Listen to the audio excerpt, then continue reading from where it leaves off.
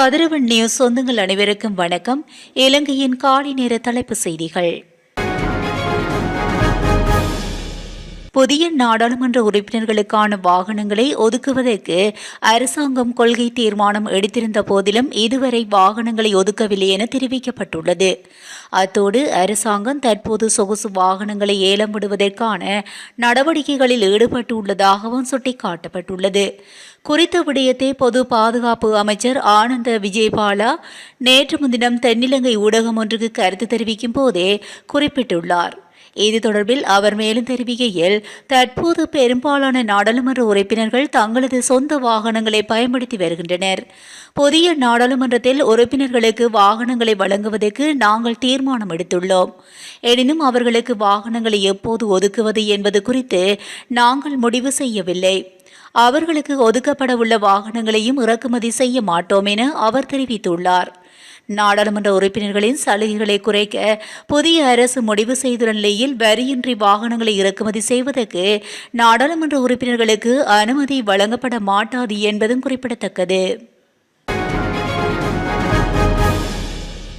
அனர்த்தங்களினால் பாதிக்கப்பட்ட விவசாயிகளின் கணக்குகளில் இழப்பீட்டுத் தொகை வரவு வைக்கப்படும் என விவசாய மற்றும் கமநல காப்புறுதி சபை தெரிவித்துள்ளது. கடந்த நவம்பரில் நிலவிய சீரற்ற வானிலையினால் ஏற்பட்ட வெள்ளத்தினால் சேதமடைந்த சுமார் 80,000 ஏக்கர் விளைநிலங்கள் அடையாளம் காணப்பட்டுள்ளதாக விவசாய மற்றும் கமநல காப்புறுதி சபை தெரிவித்துள்ளது.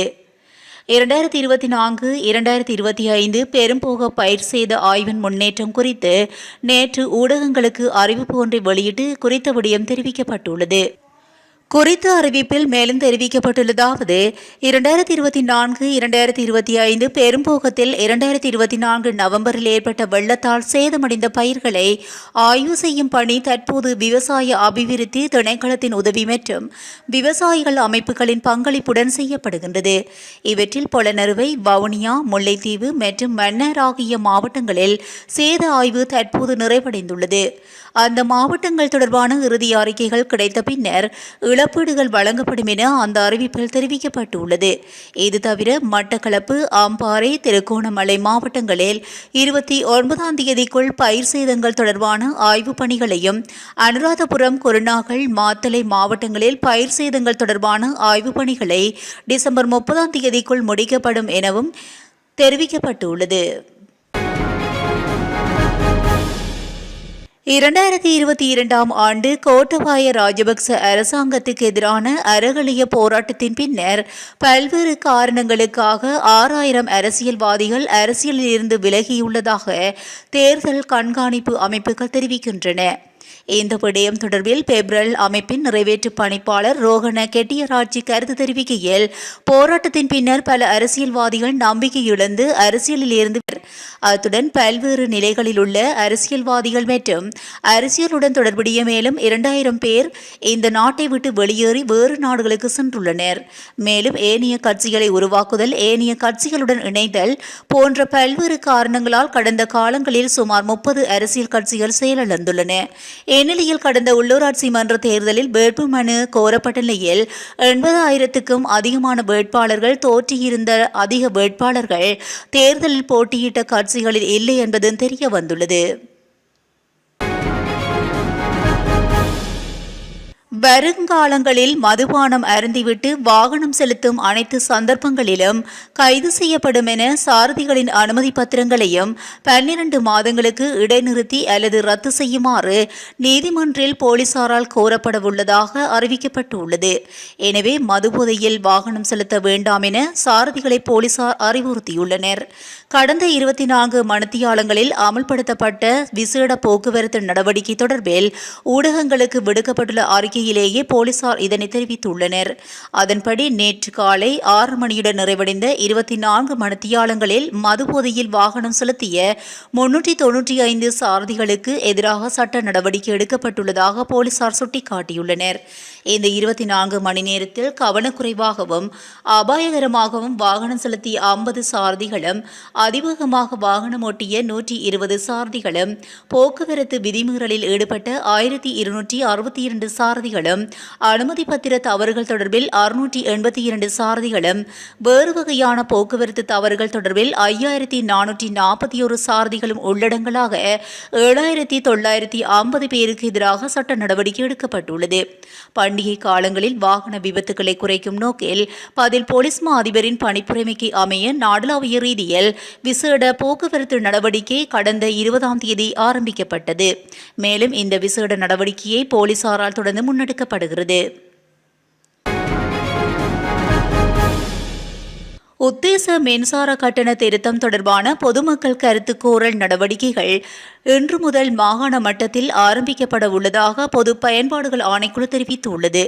அதன்படி மத்திய மாகாணத்தின் பொதுமக்கள் கருத்து கோரல் நடவடிக்கைகள் கண்டி மாவட்ட செயலக வளாகத்தில் இன்று ஆரம்பமாக உள்ளது. அத்துடன் ஊவா மாகாணத்தில் எதிர்வரும் 30ஆம் தேதியும், சபரமுவா மாகாணத்தில் ஜனவரி 3ஆம் தேதியும் பொதுமக்கள் கருத்து கோரல் நடவடிக்கைகள் முன்னெடுக்கப்பட உள்ளன. வடமாகாணத்துக்கான பொதுமக்கள் கருத்து கோரல் ஜனவரி மாதம் 6ஆம் தேதி மாவட்ட செயலாளர் அலுவலகத்தில், கிழக்கு மாகாணத்துக்கான பொதுமக்கள் கருத்து கோரல் ஜனவரி 8ஆம் தேதி அம்பாறை மாவட்ட செயலகத்திலும் இடம்பெறவுள்ளது. உத்தேச மின்சார கட்டண திருத்தம் தொடர்பில் மேல் மாகாணத்துக்கான பொதுமக்கள் கருத்து கோரல் நடவடிக்கைகள் எதிர்வரும் 10ஆம் தேதி பண்டாரநாயக்க ஞாபகார்த்த சர்வதேச மாநாடு மன்றத்தில் உத்தேச மின்சார கட்டண திருத்தம் தொடர்பில் மேல் மாகாணத்துக்கான பொதுமக்கள் கருத்து கோரல் நடவடிக்கைகள் எதிர்வரும் 10ஆம் தேதி பண்டாரநாயக்க ஞாபகார்த்த சர்வதேச மாநாட்டு மண்டபத்தில் எதிர்வரும் ஜனவரி மாதம் 10ஆம் தேதி இடம்பெறவுள்ளமை குறிப்பிடத்தக்கது. அஸ்வசுமல் நலம்புரி கொடுப்பனவு திட்டத்தின் கீழ் முதல்கட்டமாக தகுதி பெற்ற 2,12,423 குடும்பங்களுக்கான நிலுவத் தொகையான 130,40,07,750க்கு மேல் உள்ள தொகை வைப்பிலிடப்பட்டுள்ளதாக நலன்புரி நன்மைகள் சபை தலைவர் ஜெயந்த விஜயரத்ன சுட்டிக்காட்டியுள்ளமை குறிப்பிடத்தக்கது. ஏப்ரல் 21 தாக்குதல் உள்ளிட்ட பல குற்ற செயல்களின் உண்மைத்தன்மையை தற்போதைய அரசாங்கம் வெளிப்படுத்த வேண்டும் என இலங்கை தமிழரசு கட்சியின் நாடாளுமன்ற உறுப்பினர் ராசமாணிக்கம் சாணக்கியன் தெரிவித்துள்ளார். முன்னாள் நாடாளுமன்ற உறுப்பினர் யோசப் பரராஜசிங்கத்தின் 19ஆம் ஆண்டு நினைவு தினத்தை முன்னிட்டு மட்டக்களப்பில் நேற்று முன்தினம் பேரணியொன்று முன்னெடுக்கப்பட்டிருந்தது. இந்த பேரணியை அடுத்து ஊடகங்களுக்கு கருத்துரைத்த போதே சாணக்கியன் இந்த விடயத்தை வலியுறுத்தினார். அங்கு தொடர்ந்தும் கருத்து வெளியிட்ட அவர், கோட்டபாய ராஜபக்சவின் ஆட்சி காலத்தில் ஜோசப் பரராஜசிங்கம் ஐயாவின் படுகொலைக்கு நீதி கிடைக்கும் என்று நம்பிக்கை வைக்கவில்லை. இவருடைய கொலை சம்பந்தமாக சிறையில் இருந்த பிள்ளையான் கோட்டபாயவின் காலத்தில் விடுதலை செய்யப்பட்டார். ஆனால் கடந்த ஆட்சி காலத்தில் படுகொலை செய்யப்பட்டவர்களின் கொலை குறித்து ஆராய்வதாக அனுர அரசாங்கம் குறிப்பிட்ட போதும் ஜோசப் பரராஜசிங்கத்தின் கொலை குறித்து கருத்தில் கொள்ளவில்லை. எனவே இலங்கையின் சட்டத்துறை குறித்து முன்வைக்கப்பட்ட குற்றச்சாட்டுகளின் உண்மைத்தன்மையை தற்போதைய அரசாங்கம் வெளிக்கொணர வேண்டும் என அவர் தெரிவித்துள்ளார். சீன அரசாங்கத்தினால் இலங்கைக்கு 552 மில்லியன் ரூபாய் நிதி வழங்கப்பட உள்ளதாக நகர அபிவிருத்தி மற்றும் வீடமைப்பு அமைச்சு தெரிவித்துள்ளது.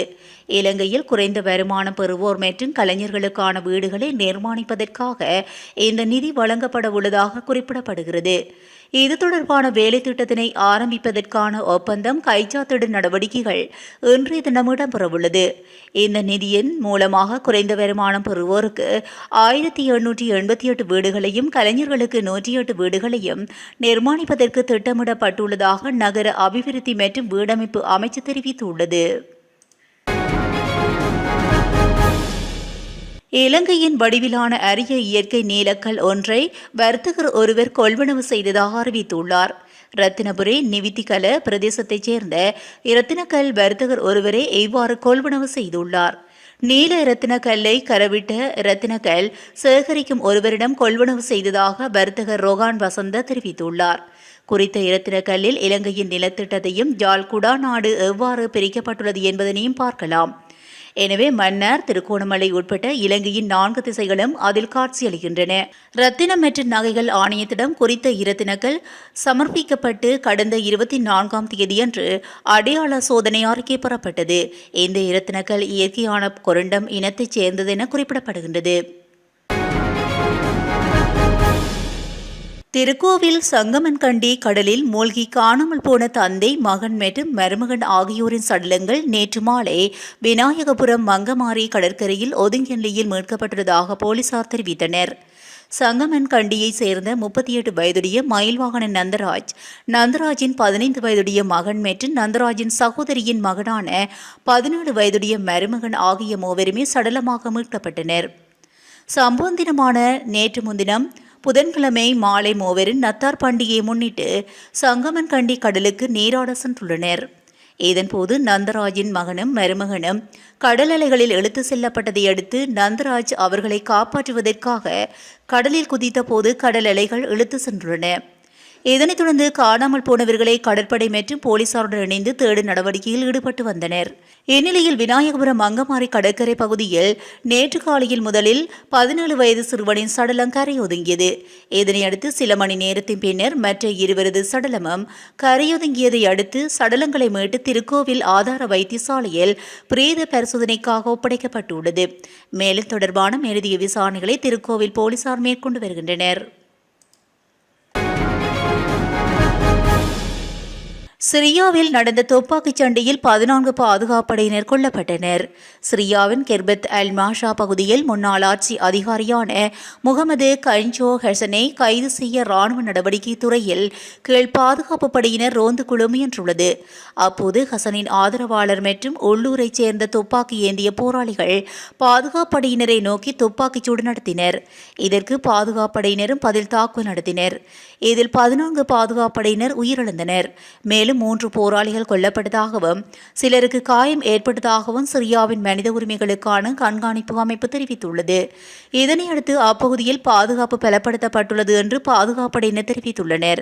முன்னதாக சிரியாவில் உள்நாட்டு போர் தீவிரமடைந்த நிலையில் அதிபர் பசிர் அல் அசாத் தலைமையிலான அரசு கடந்த 8ஆம் தேதி கவிழ்ந்துள்ளது. அபு முகமது அல் ஜில்லானி தலைமையிலான ஹயத் தஹீர் அல் சம் என்ற கிளர்ச்சிக்குழு சிரியாவில் ஆட்சியை கைப்பற்றியது. அதிபராக இருந்த பசிர் அல் அசாத் ரஷ்யா தப்பி சென்றார் என்பதும் குறிப்பிடத்தக்கது. அமெரிக்க விமானம் ஒன்றின் சக்கரத்திலிருந்து மனித உடல் ஒன்று மீட்கப்பட்டுள்ளது. ஹவாய் தீவான மொயில் விமானம் ஒன்று தரையிறங்கிய பின்னர் விமானத்தின் சக்கரம் ஒன்றிலிருந்து இறந்த மனித உடல் ஒன்று மீட்கப்பட்டுள்ளது. இந்த சம்பவம் நேற்று முன்தினம் நிகழ்ந்துள்ளது. அமெரிக்காவின் சிகாகோ பிராந்திய சர்வதேச விமான நிலையம் ஒன்றில் இருந்து புறப்பட்டு சென்ற விமானத்திலிருந்தே இந்த உடல் மீட்கப்பட்டுள்ளது. விமானத்தின் தரையிறக்கும் கேருள்ள பெட்டிகளில் ஒன்றில் இருந்து இந்த உடல் மீட்கப்பட்டதாக விமான நிறுவனம் தெரிவித்துள்ளது. எனினும் இறந்தவர் பற்றிய கூடுதல் விவரங்கள் எதுவும் வழங்கப்படவில்லை என்றும் விமானம் ஒன்றில் சக்கர இருப்பை விமானத்துக்கு வெளியே இருந்து மட்டுமே அணுக முடியும். இந்த நிலையில் எவ்வாறு குறித்த சக்கர இருப்புக்கு சென்றார் என்பது தெளிவாக தெரியவில்லை. பொதுவாக விமானங்களில் அழுத்தம் இல்லாத சக்கர பகுதியில் 80°C வரையான குளிரை எதிர்கொள்ள நேரிடும். அதேபோல் ஆக்சிஜன் பற்றாக்குறையையும் எதிர்கொள்ள கூடும். எனவே பெரும்பாலான சக்கர இருப்புகளை கொண்ட விமானங்களில் இறப்பு விகிதம் அதிகமாக இருந்தாலும் சிலர் அந்த நிலைமைகளில் இருந்து தப்பியுள்ளனர். கடந்த ஆண்டு பாரிஸில் அல்ஜீரியா விமான நிறுவனத்தின் விமானத்தின் அடிப்பகுதியில் இருந்து உயிருடன் மீட்கப்பட்டார். 2022 ஜனவரி 2022 ஆப்பிரிக்காவிலிருந்து ஆம்ஸ்டர்டாமின் சிபோல் விமான நிலையத்துக்கு வந்த சரக்கு விமானத்தின் முன்பக்கத்தின் கீழ் சக்கர பகுதியில் ஒருவர் உயிருடன் இருந்த நிலையில் மீட்கப்பட்டார். சட்டவிரோதமான முறையில் விமானங்களில் பயணிப்போர் இவ்வாறு ஆபத்தான வழிகளில் பயணிப்பதாக தெரிவிக்கப்படுகின்றது. அமெரிக்காவின் அதிகாரப்பூர்வ தேசிய பறவையாக கழுகை தேர்ந்தெடுப்பதற்கான மசோதாவில் அமெரிக்க ஜனாதிபதி ஜோ பைடன் கையெழுத்திட்டுள்ளார். 1782ஆம் ஆண்டிலிருந்து அமெரிக்காவின் தேசிய சின்னமாக உள்ள கழுகு முக்கிய ஆவணங்களில் குத்தப்படும் முத்திரையாக உள்ளது. எனினும் அமெரிக்காவின் அதிகாரப்பூர்வ தேசிய பறவையாக கழுகு இதுவரை அங்கீகரிக்கப்படவில்லை. இவ்வாறான பின்னணியில் கழுகை தேசிய பறவையாக அங்கீகரிக்கும் மசோதா ஒன்று கடந்த வாரம் காங்கிரஸால் முன்வைக்கப்பட்டு பைடனின் கையெழுத்தாக சமர்ப்பிக்கப்பட்டது. இதனையடுத்து கிறிஸ்துமஸின் முந்தைய நாள் கொண்டாட்டத்தினை முன்னிட்டு குறித்த மசோதாவில் பைடன் கையெழுத்திட்டுள்ளார். இந்நிலையில் 250 வருடங்களாக தேசிய பறவையாக கருதப்பட்ட கழுகு தற்போது உத்தியோகபூர்வமாகியுள்ளது என தேசிய பறவை முன்முயற்சியின் இணைத்தலைவர் ஜெக் டேவிஸ் தெரிவித்துள்ளமை குறிப்பிடத்தக்கது. இத்துடன் காலை நேர தலைப்பு செய்திகள் நிறைவடைகின்றன. இதுபோன்ற செய்திகளை உடனுக்குடன் தெரிந்து கொள்ள கதிரவன் நியூஸுடன் இணைந்திருங்கள். நன்றி, வணக்கம்.